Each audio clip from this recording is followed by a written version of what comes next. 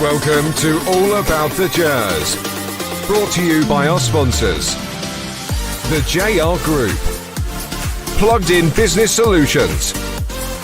DB Dental Care. Reflex Blue. The Right Software. Dev Provider. And Avia Signs. Our chosen charity partner is the Second Chance Project.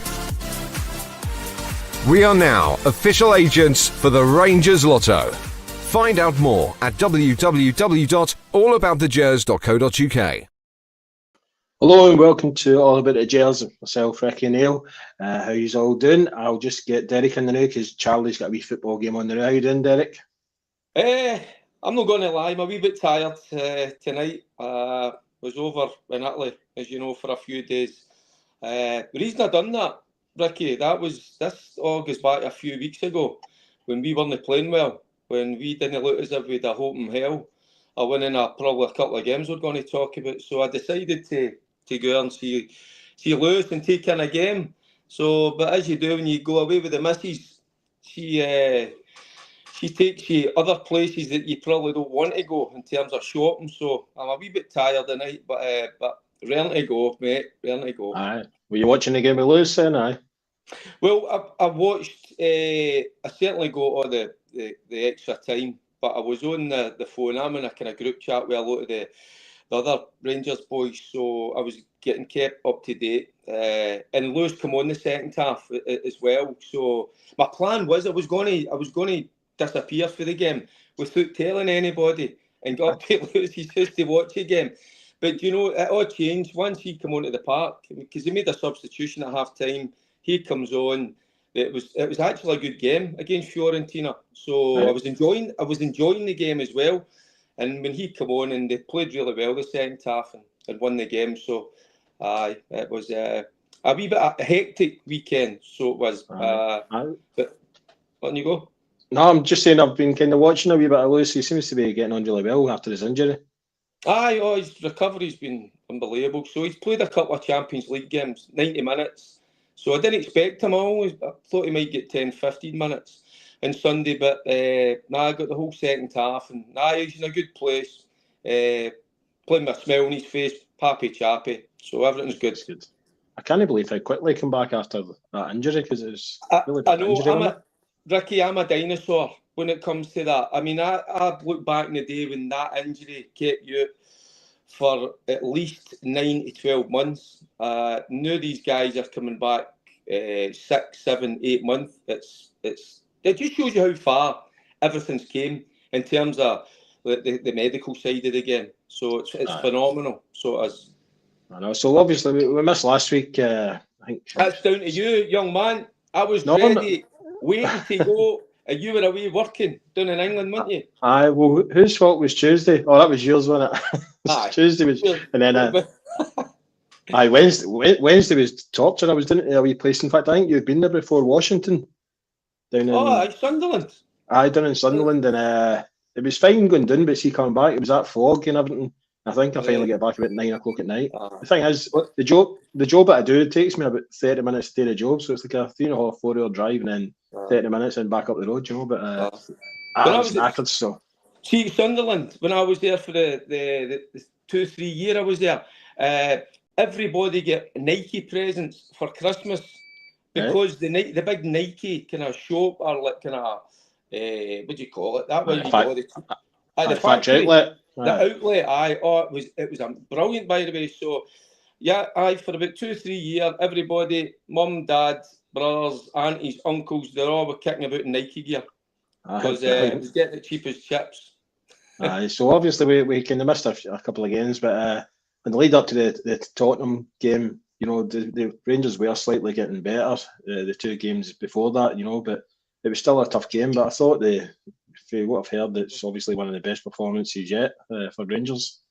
Aye, but we go back to the Nice game. You know, when we spoke about that. You know, in terms of how good were Nice. They had a few injuries, this and that, but it was a brilliant performance that night. You win 4-1. It was a wee bit more kind of stickier game against St Johnstone. But then the Kilmarnock game, I never seen that coming, the 6-0 game, because always Derek McInnes sets his sides up very well.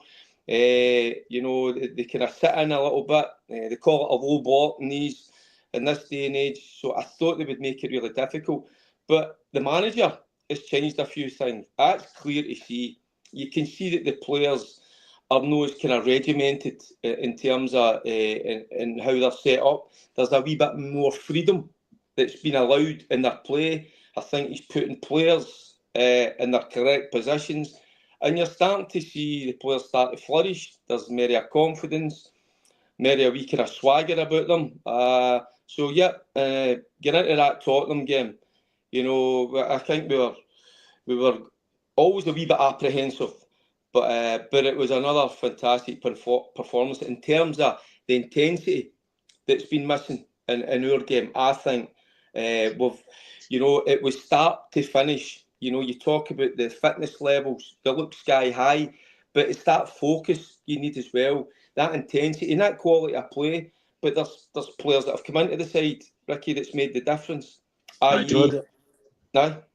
just going to say, there's Paul, and I totally agree with him. Obviously, Tottenham game, Raskin was brilliant, but the whole team played well. And do you know, I think it's amazing because Raskin was totally like, everybody thought he was going to be gone, you know, because as if the manager didn't rate him, but he's turned out to be a cracking player over the past maybe 5 games. No, we've had his injuries as well, you know. Obviously in pre-season he picked up that calf injury, I think it was. But then we know the reasons why he's come out. He's been pretty vocal in terms of he's changed his diet. He's lost a wee bit of weight, got himself a bit fitter, which is quite amazing in this day and age because you think of the sports science. But maybe sometimes it's just small things. He's talking about he's got his own chef. Wouldn't we love that, that you've got your own chef to make your dinners and that. So just sometimes wee things like that, Ricki, just make a difference. But Raskin has been different class. So he has, that's not just in the fitness department. His overall quality of play and his aggression. You need that in the middle of the park. Now he's been brilliant. I was about to say, we've got our own chefs and all, but I think Carrie and Carol will come up and kill us. Anyway, the Rangers B team are actually playing Celtic now. And Cortez and Matondo are actually playing for the B team now, you know. So do you think Matondo was once our second highest weekly paid? I think he was on 34 grand a week and he's playing for a B team now. You know, it's crazy, isn't it? See the games. Do you know something? And I get that the Matondo and Cortez, you know, they've got to get some match fitness into them. I just think that's a game for the youngsters. I prefer to see the youngsters playing that because I would imagine there'd be a decent crowd there as well. It's not the nicest of nights, I get that. But I played in a few Glasgow Cups and people would think, you know, does it really matter? You're bloody right, it matters. Because obviously, more often than not, it was always up against Celtic. So it's a big game, doesn't matter at what level. You're playing against Celtic. You want to beat them, but I edge towards, but I totally get that they've got to get their match fitness up. But I would rather see the younger boys playing in that. To be honest with you, give them that experience. Just going back to the game against Spurs, I seen a wee interview with Crouch and Glenn Hoddle on that, and that was actually the first time that Crouch has ever been in Ibrox. He was just saying he couldn't believe the atmosphere. You know, it was brilliant the other night. But how often do you see that, Ricki? Guys, I mean, back in my day when the likes of Terry Butcher and that was Graham Roberts were coming to the club, Trevor Stevens, Gary Stevens, they couldn't believe it until they walked in that door, and they absolutely got what Rangers are all about. So you need to experience it, and even you saw Big Crouchy dancing about. Was at half time or before the game, and they were playing the Simply the Best and that. So it just shows you that. Ibrox is a special place. You can say that, everybody might say that about their own club, but it's different when you roll up at Ibrox in a European night or a big cup game. You know, it's different. It gets to you, and you see that with all the English boys that have come up. They buy into our club. They know what it's all about. They know the history of the football club. And they absolutely love it. So it was great to see the big fella enjoy that. So he's a big Rangers man now, isn't he? That's for sure.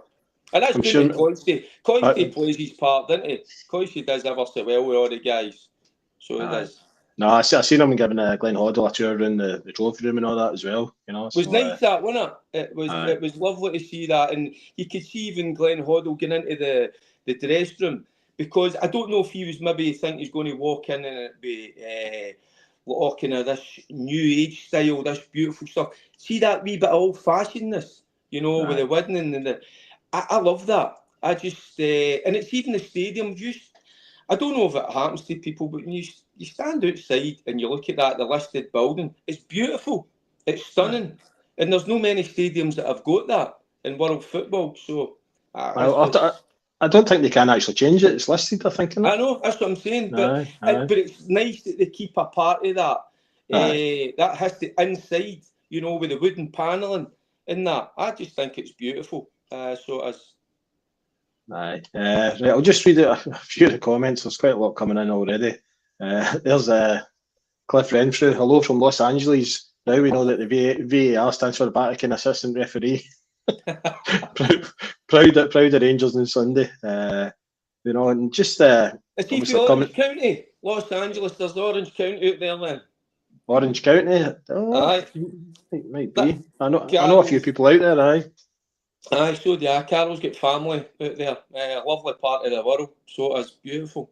Is that where you were a couple of years ago, aye? Aye, Carol goes out every now and again, but her brother's moved to Colorado, so that's cowboy country. So when I go out there, I'm let loose. I get to shoot guns and all that. Not people, just shoot guns. I've seen your kind of shots. Did you get any in target, No, it was me, name in target, absolutely. Aye, so just before we go into the Old Firm, obviously the new CEO started, Patrick Stewart, and he's already been on the phone complaining about that penalty decision. And I was in Rangers the other day, and I was talking to someone, and he was actually telling me that Patrick Stewart worked he was head of legal team in Man U for 14 years. So it sounds like he's no one to be messed with, but that's somebody we need, because anytime we put a kind of any kind of claim into the SPFL or whatever, nothing seems to happen. It seems to kind of laughed off, you know. But whenever it's Celtic, they're right in amongst it, you know. But we really need somebody like that, I think, don't we? We need clarification. We need to know what the hell was happening in that VAR room. I mean, you've heard me over the course of the last few years. I'm not a VAR fan, but it's for different reasons. How the game's starting, the fan experience that they don't know what's happening within the stadium. But that incident on Sunday, there's no even a debate. That's the thing. So this is why we need to know what the two guys were doing in the VAR room at that time, because I'm under the impression that if there's an incident in and around the penalty box, that VAR, right, that's what they're there for. That's why they're employed to do their job. They have got to have a look at that. Now, John Beaton at the time, referees just let players sometimes, you miss things, you know. So he's been unsure. He's seen that it's a foul, it's a clear foul, but then he doesn't know exactly where Tierney's foot is. So that's why the VAR team are there. They're sitting in front of their monitors or their TVs, the two of them. So how do they know in the referee's ear and saying, by the way, listen, he's on the line, that deems that he's in the box, that's a penalty kick. But the other thing that was, because, right, what I'm raging about, and I think it was Neill McCann had made a brilliant point on the sports scene thing, because see the reaction of our players, it wasn't good enough in terms of they're no thing. Now, what I would have been doing, and I'm thinking I'm talking for the guys that I played with at that time. See if there was an incident, maybe see it wasn't even in the box, you still put pressure on the referee. You were still asking them the question. Now I think if the players had went to the ref, 3-4 of them, and we going, that's a penalty. He's got to then go, right, hold on guys, give me a minute. I'm going to speak to VAR, put a bit of pressure on him. But there was no pressure for the players. It was just, so they've got to think for themselves and go, oh, hold on a minute, that's a penalty. And be in his face, ask the question. You don't ask a question, you're not going to get an answer. So the players could have done a wee bit better in that respect. But it doesn't take away from the fact it's a clear penalty kick. So there's no debate about anything else. So what are they two guys doing? Now they're paid big bucks. Listen, we pay that VAR costs an absolute fortune. So they're clearly no doing their job. What are they up to? We can see it. So listen, if you don't do your job, if you're not up to scratch, you lose your job. So these guys must be come under severe scrutiny. And my new chief exec, he's got every right, and I'm sure. I hope he doesn't leave this alone. I hope he keeps at it, and because everybody's went quiet on it. Wee Willie call him. Normally they're out, and he's been pretty good so far, Wee Willie. But we've not heard anything. Innit? That's a couple of days, nothing. So it's not good enough. Not a game of that magnitude. I felt the same about the Rangers players. Why is nobody going up and challenging them? But if that was Celtic, McGregor would have been in the rest face, as you say, with about 3 or 4 players running. But I think they've been told, don't let them go on a break. Players have got to think for themselves. It's like somebody told me a stat. I'm not sure who it was. It says that they're 80% coached and 20% comes into your own way of thinking or your own ability and that. But see, on the park, you know how the game's going. You know how to how will I put it? Stretch your rules a little bit, try and get away with things.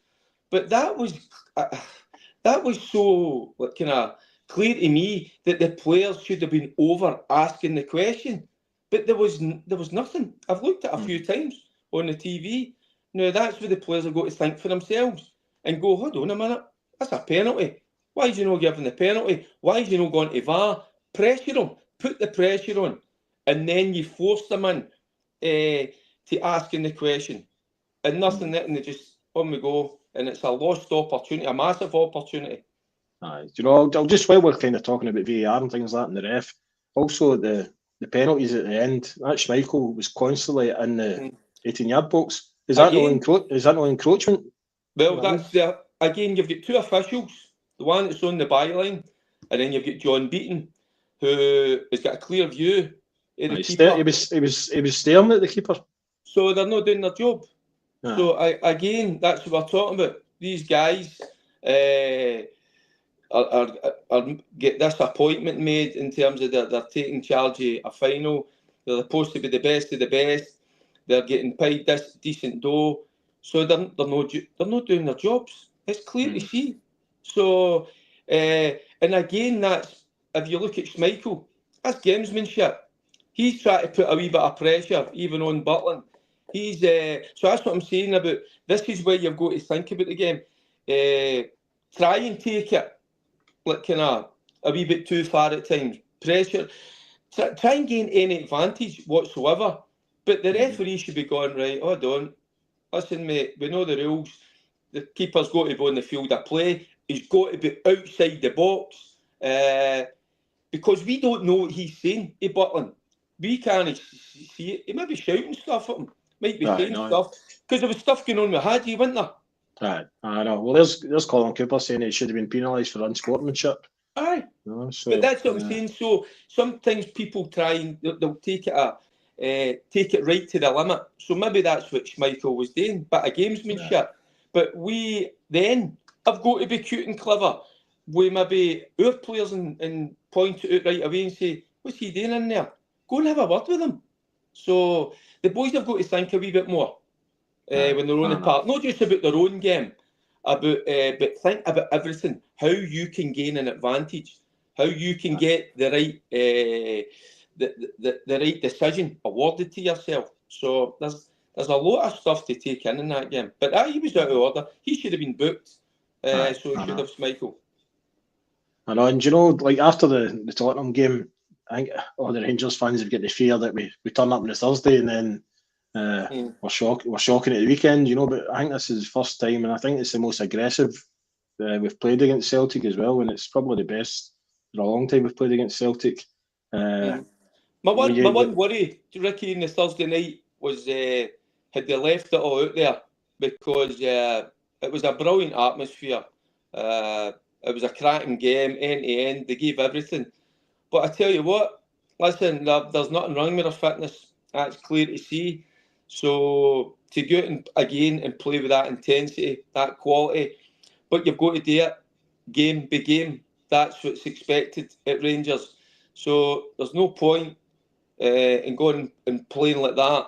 And then we play at home against Dundee on Saturday, and standard slip. We've set the standard.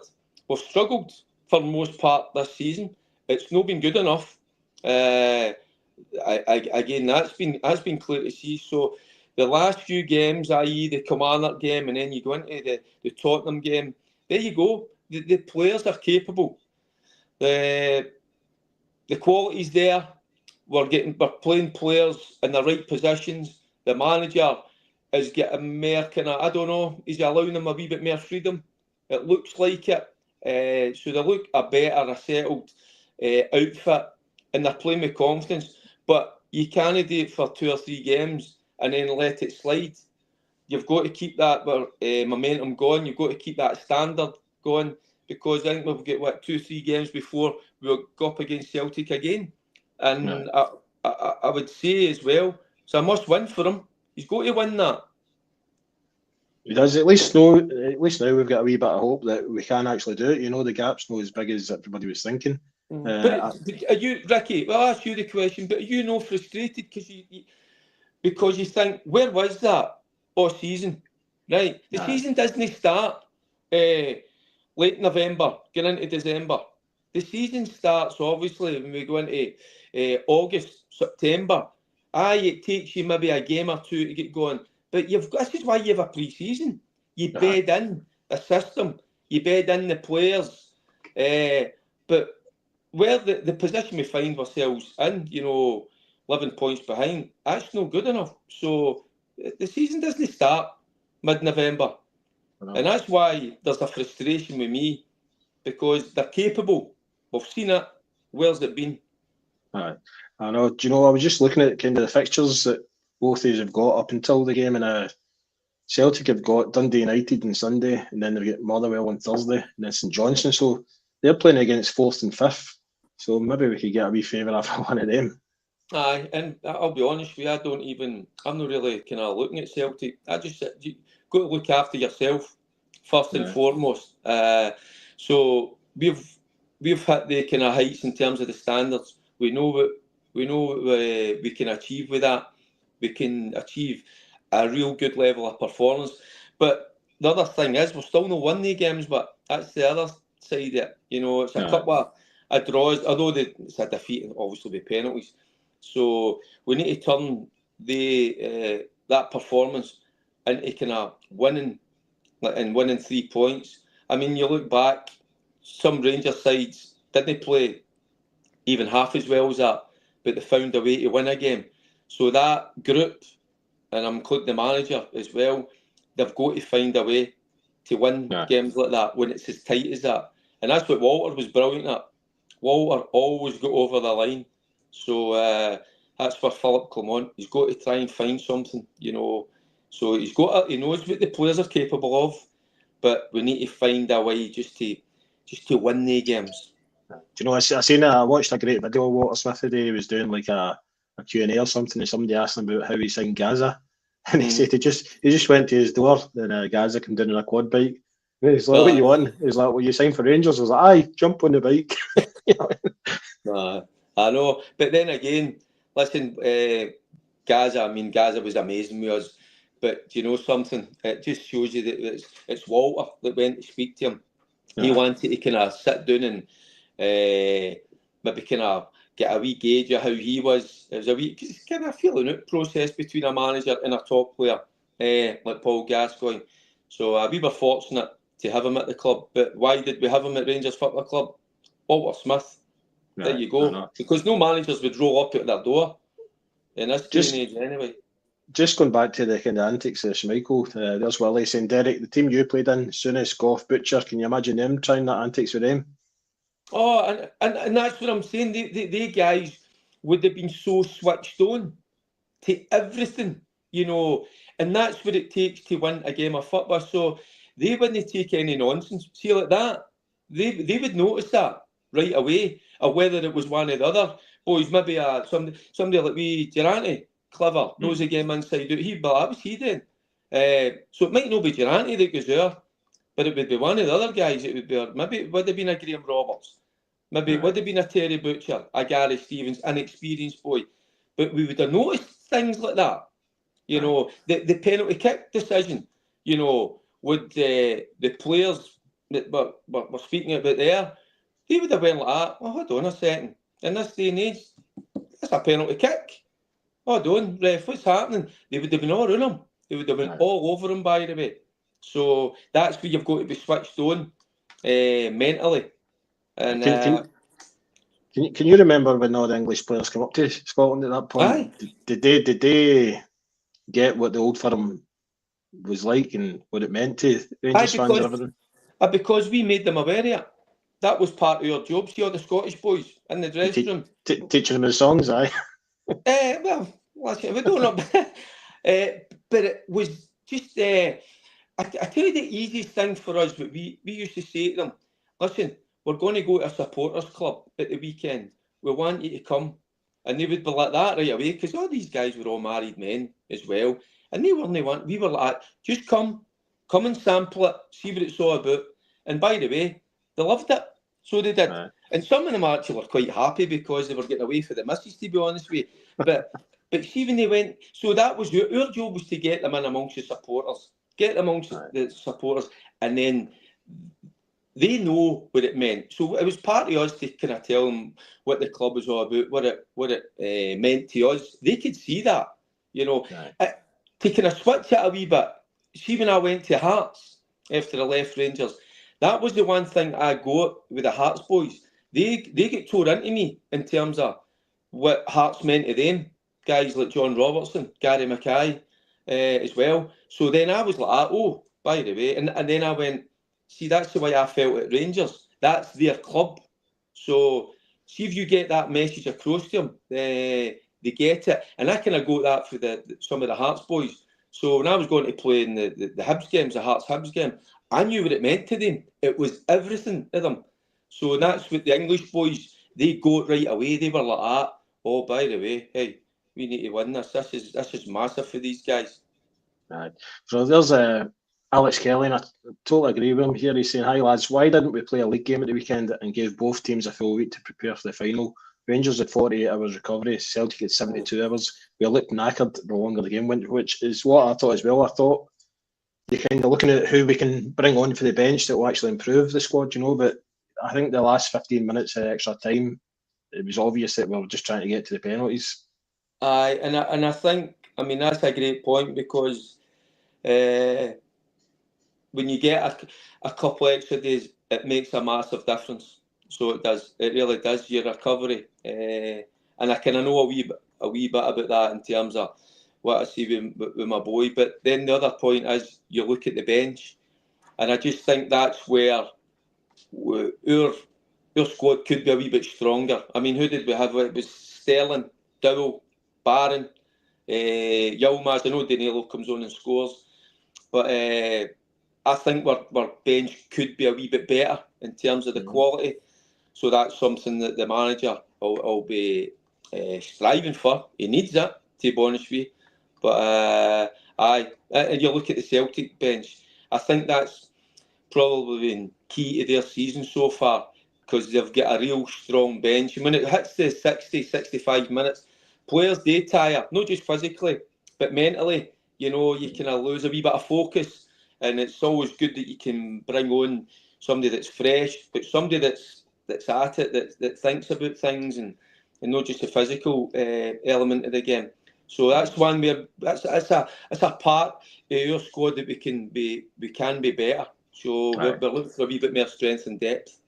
There's Colin Cooper saying, shout out to Barami at the weekend. He kept McGregor under control, and you noticed that because when he came off, McGregor came into the game, which, you know, McGregor had barely done anything in the first half. Mm-hmm. But Bajrami's playing in his that number 10 spot. He's playing in the park. He looks more comfortable, more at home. And he has again, you look where he's came from, Italian football. They're very tactical out there, very structured. And he's looked at, obviously they've spoke about it, that McGregor was a real danger. And we haven't dealt with that in the past. So Bajrami did ever so well, didn't he? So that's something that they've obviously worked on. And you could see the press was good. The wee triggers, when to go, when not to go, when to sit off. So Bajrami just looks so more at home in that number 10 position. Do you know, Derek, I think we've got more Celtic fans watching tonight than we have Rangers fans. They're trying to take over the comments. I'm trying to block them as I'm going. Listen, by the way, I don't. There can't be any Celtic fan out there that can't deny that was a penalty kick. That is clear to see anyway. So there's not even a debate about that. Listen, there was about 3-4 weeks ago, we were supposedly going to get battered 4-5-0. So listen, there's levels, isn't there? So we're closing the gap. But we need to win these games. That's what I was trying to get across a wee bit earlier. You know, there wasn't anything in the game. It's a pretty even game, good game. But we want to win the games. I'd rather played garbage and won the game, honestly. And you'd be like, what? And again, I'm somebody that likes to watch good football and that, but we just need to win sometimes, win ugly. Win like us two, ugly two ugly podcasters like us. But you go to win games like that. So there are different ways of winning games. We want to win it with swashbuckling football, of course you do. But sometimes you take just as much out of it, just to win a game, just to dig a game out and get over the line. Because at the end of the day, that's what it's all about. I know. There's Alex Kelly saying Clement has been lambasted for his Old Firm record, but is rightly aggrieved with the amount of contentious decisions that's gone against him. That's 2 finals we've been cheated out of. What's your thoughts? Because obviously last month everybody was wanting the manager to leave. Are you seeing improvement in the team? Of course, listen, the managers come out at times, and I'm not going to kid you. Some of the things have been quite baffling. With some of his interviews, I've been kind of scratching my head at times, thinking I don't really get where you're coming from. He did say we would get better as the season goes on, but listen, the season, it's not the same. That's what I'm saying earlier. The season doesn't start in November; it starts back in August. So that's something you don't get time at Rangers to bed yourself in, because your biggest rivals are already 11 points ahead of you. So you can't afford that, you know. And he kept saying about new players coming in. So is everybody else. Every other club in the country has new players coming in. So they're bedding their players in. So listen, but what we've seen in recent weeks is the manager maybe a wee bit more relaxed in terms of the way you set up his side, giving them a wee bit more freedom. The introduction of Hadji has been massive, in my opinion. That was an absolute shambles, how that was handled. Because you can see the impact that Hadji has in the team. Then you've got Danilo coming back for fitness, with Igaman, who took a wee bit of while. They're saying he's a project. Listen, he's a 1.7 million project. He's a talented boy. We want to get him in earlier, bed him in earlier. You can't. You've not got time to ease these guys in. Sometimes you've just got to throw them in. And you either sink or you swim. That's the way it goes. That's football. So it's took a few of them to get going. The Hadji one still ups me. That annoys me, because that should have been, that was our, well, looks like money, which shouldn't have come into it. So there's the sense of frustration. So but you can see now we'll get signs that we are a good side. We are getting better, but we need to win in a couple of weeks' time. Yeah, I know. Do you know, with Hadji as well, I actually think what I've seen him in the past 2 weeks, he's actually looks a better player than he was the first time around at Rangers. Oh, he's more experienced as well. You know, he gets the club. He knows what it's all about. I think he speaks really well. I love his attitude. Listen, the boy's so talented. He's 2-footed. He can play in a number of positions. It was an absolute no-brainer why we didn't just sit down, run the table, and have the conversation. To what was the issue or the problem. We kept hearing that he was going to get X amount of money if he plays one more game. Then you can stall that money, and that can get paid to him over a period of time. I don't know. I'm not a financial guy, but what I'm trying to say is, if I'm the manager, I've got a talented boy like that. I'm like that to that board. Oh, get on the table, sit down with him, his agent, and his old man. I think he was his old man. Obviously, he's a big influence. Sit down and sort something out, because you look. Our turning fortunes, our displays have got better since Hadji's come into that side. But that should have been sorted out, honestly. But fair play to him, because getting into the B side, he wasn't even training with the first team. Now, I know a lot of players that I played with all my days, that quite a few of them would have just spat the dummy and went, to hell with you, and just throw the towel in. No, that boy. He's kept himself fit. I think he was an influence on that B side in terms of all the young boys. Got a great attitude, and that's him coming from. His dad was an absolute superstar. But he's not like that. I just like him because he's dead grounded. But I loved his the wee to and fro with Schmeichel, because there was verbals before that, gamesmanship. So he puts the ball in the back of the net and he gives him a wee bit back, and that's what it's all about. I like Hadji. What did you think about the actual, see the guys that were going to take the penalties? It seemed to be, obviously, our goalkeeper was one of them. And then Tav actually made a wee kind of comment after it as well, to say that he was proud of the boys actually stepped up. Is that just a lack of confidence or what? Right, well, the quote for the captain for Tav tells me that maybe there was one or two that didn't fancy it. Right, so that's a worry in itself, because that's what you're paid for. You're paid to play under pressure. You're playing for a big team. And if that means you're taking penalties in a cup final, so be it. What I didn't like, and I'll be really honest about it, his penalty was different class, but it's still not a good look for me, Big Butland. Going up to take a penalty kick. Now, see if and this is the one, I had this conversation with my boys who were at the game. And see if I'd been there, I wouldn't have let him, the goalkeeper, take a penalty kick. I wouldn't have. I just think, you look at Big Butland and all, he's not the greatest with the ball at his feet, but obviously a good striker of the ball. And whether they've been practising and hitting them, for me, and it's just my personal opinion, I would, and if I was the manager, if I was a player, I wouldn't be letting my goalkeeper go up and take a penalty kick. Who else? With guys like Sterling were there. Right. Dowell, Barron. Who else is on? Obviously, it's proper. Diamandi, Raskin. You take a penalty. That's what you're there for. I just didn't like it. It didn't sit well with me, right? But that's not my decision. That's obviously of course that's a decision of a manager. But that's not for me. That's not my cup of tea. That. No. We're nearly running out of time already, Derek. So, Ricki, what did you think then? The first, I went back. Obviously, I didn't make it at football or anything like that, but I did play. But whenever we got to penalty kicks, the only time the keeper played, took a penalty is if he was the last man. You know what I mean? So that's kind of just stuck in my head, you know. But I did think, even when Thingway stepped up who missed the penalty, he didn't look confident when he was walking up. But at least he still stood up and took the penalty. I mean, at least he still stood up and took the penalty. But and I think maybe that's where maybe the Tav is showing a wee bit a protection towards him and saying, well done, fair play to you. I mean, he didn't hit it the cleanest. I don't think he is the greatest striker of the ball with Yilmaz.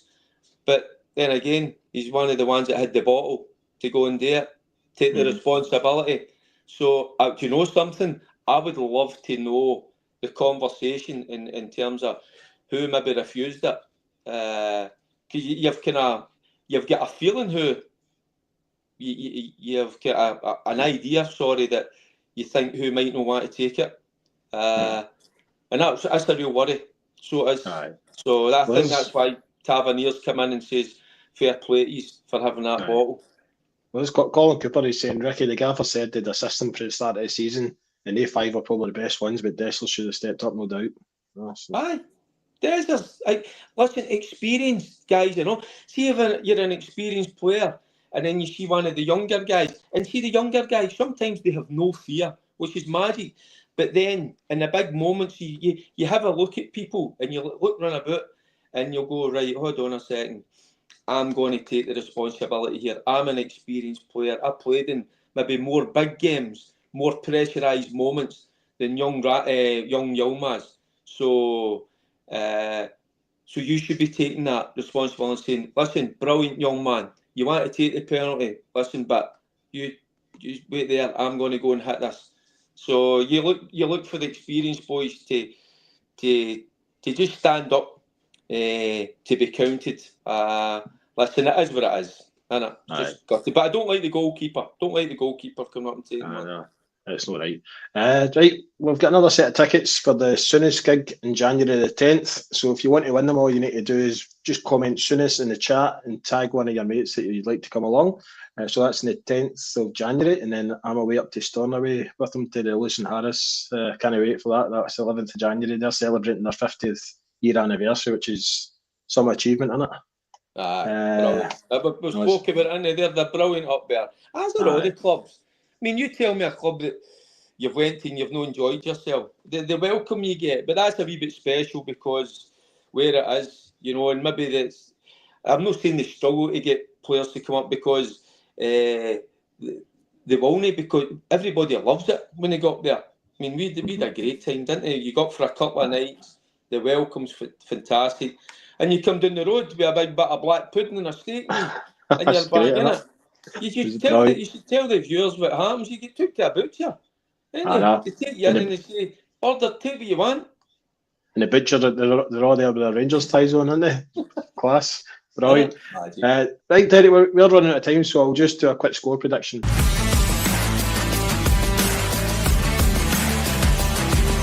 Score predictions brought to you by Avia Signs. So we're at Dundee, home at Ibrox. I'm heading down to London this Saturday, so I was on Twitter trying to find a good Rangers pub in London, and you wouldn't believe it, it's called the Green Man.